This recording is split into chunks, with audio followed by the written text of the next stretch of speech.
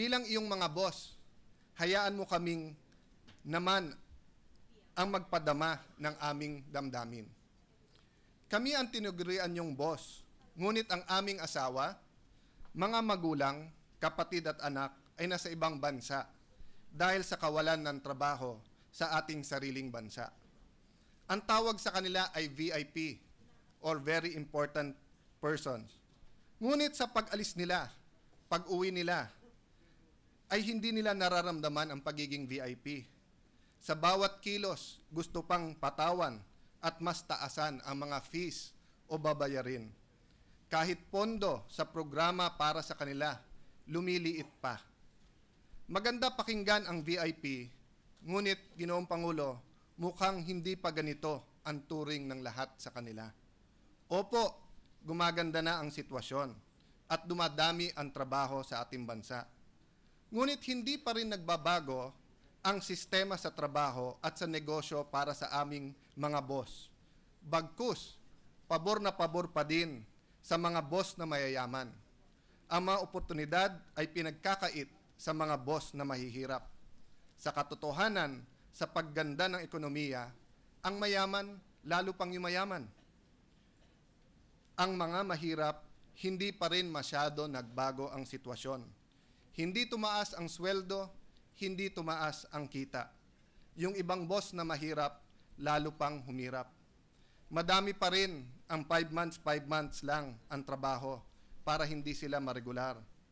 Maraming gusto magnegosyo, nakapag-training na at sawang-sawa na sa dami ng seminar. Ngunit walang puhunan, walang financing, walang mautangan. Dahil sa mga kamag-anak nating nagtatrabaho sa ibang bansa, madami tayong kababayan na kumikita, na may pangbili ng mga essential goods. Ngunit maisumbong ko lang po sa inyo, Mr. President, ang presyo ay pataas pa rin ng pataas.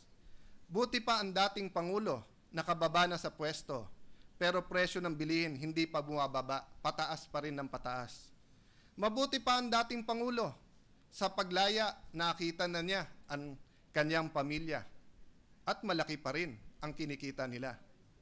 Kami pong mga boss, walang kita o hindi tumataas ang kita. Maganda ang pampatawid. Magandang pangpatawid ang conditional cash transfer. Magandang programa ito, nagpapasalamat po kami. Malaking bagay ito. Ngunit mas maganda kung kami ay magkakaroon ng matatag na trabaho o pagkakakitaan. Alam niyo po, Ginoong Pangulo, hindi likas sa amin ang hingi ng hingi. Sino po ba naman na tao ang gustong pirmi nakaasa sa iba? Ngunit wala pong mga trabaho, oportunidad kumita.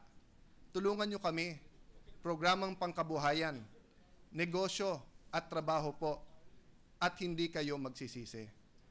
Mabuti pa ang dating Pangulo, sa pinakamagandang ospital pumupunta, sa St. Luke's, sa The Fort. May Tagaytay pa at alternatibong medisina. Kami po nakapila sa mga pampublikong ospital. May PhilHealth nga po kami, pero kulang pa ang mga gamit sa mga ospital. At mabigat pa rin ang aming share o antoka sa amin ng gastusin sa pagpapagamot. Hindi lang yon. Marami sa amin wala pa rin coverage o hindi covered ng PhilHealth. Sana bilisan na ang pagpapatupad ng kabuuan ng no balance billing ng PhilHealth. Mga letrang BP, blood pressure, ER emergency room, SRO or standing room only, DOA, dead on arrival. Yan po ang mga alam namin na letra at kung anong ibig sabihin.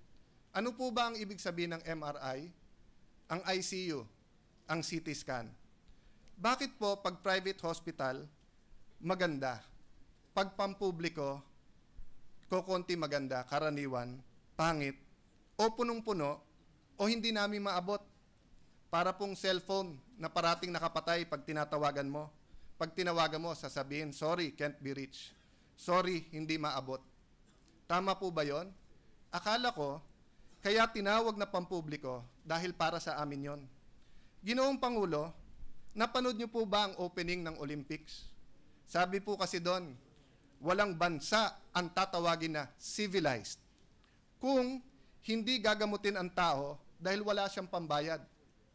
Sabi po sa opening ng Olympics, no country in this world can be called civilized if they refuse to treat people because of lack of resources or funds.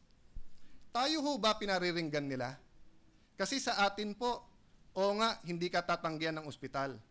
Pero hindi ka naman gagamutin basta-basta. Kanya-kanya daw po ang dala ng gamot. Minsan, pati bulak at alkohol, kami pa ang bibili. O dapat bayad muna.